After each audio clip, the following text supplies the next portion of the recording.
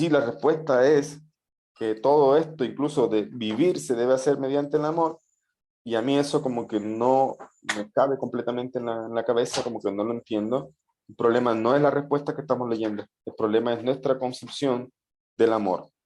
Y nuestra concepción, ya dije, puede estar sesgada por lo que la sociedad, la farándula y todo ha vendido como lo que es amor, o, o incluso por lo que la persona, por sus vivencias, tiene predisposición a a lo que piensa que es amor.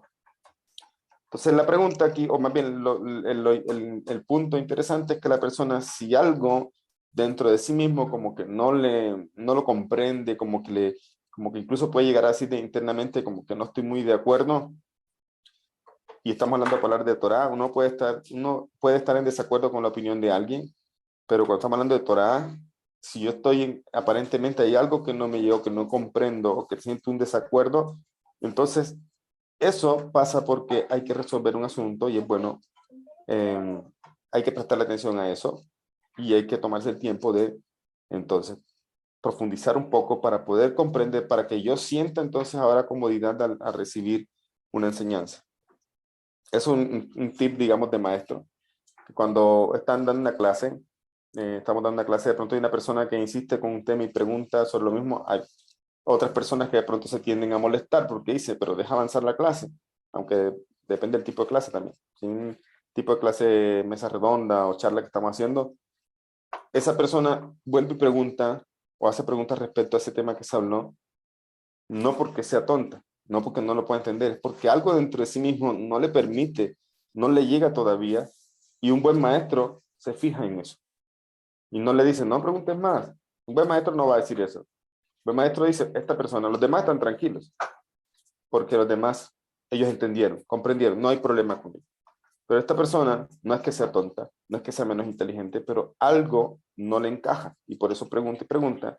Y un buen maestro se fija en eso y le presta atención para ayudarle a resolver la inquietud a esa persona, y si no es en el momento, pues en momentos posteriores, en charlas a solas, o le recomiendo un libro para poder estudiar juntos, etc.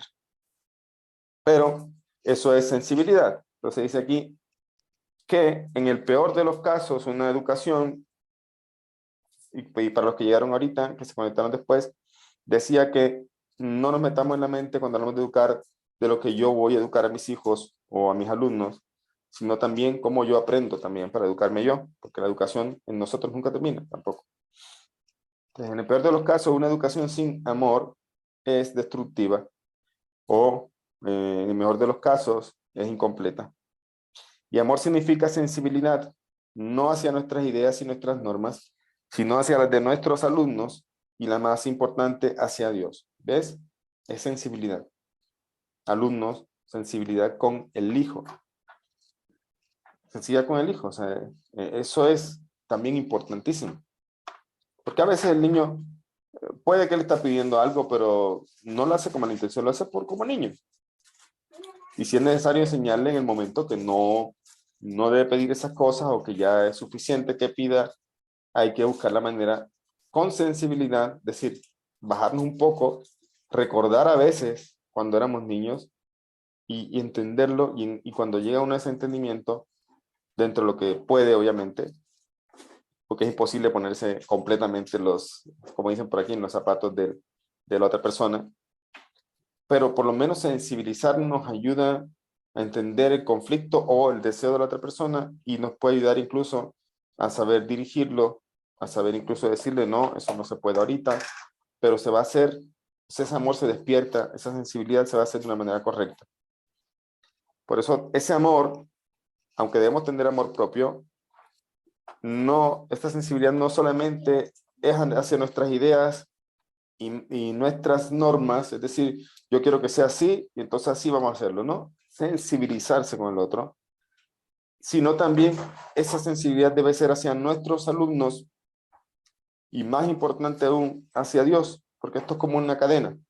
Los alumnos de cierta forma están conectados con el alumno, o los hijos están conectados con el padre, pero si el padre no se conecta con Dios, eso no va a fluir. Es lo que estaba hablando con lo que decía de que enseñó el Tomer de Borah con respecto al maestro. El papá, me refiero a papá y mamá, son maestros también. Por eso nunca se puede eludir a eso de que a mí no me gusta enseñar. De pronto la persona dice eso porque no se imagina siendo un maestro en una escuela, en una universidad, o siendo un maestro de otras personas nacidas. Eso se entiende, porque de pronto no tiene la vocación. Pero que no sea maestro en su vida, eso es falso. Siempre va a tener que tomar un rol de maestro. ¿Cuándo? Con sus hijos. Con sus nietos también. Dios siempre permite que veamos nuestros nietos.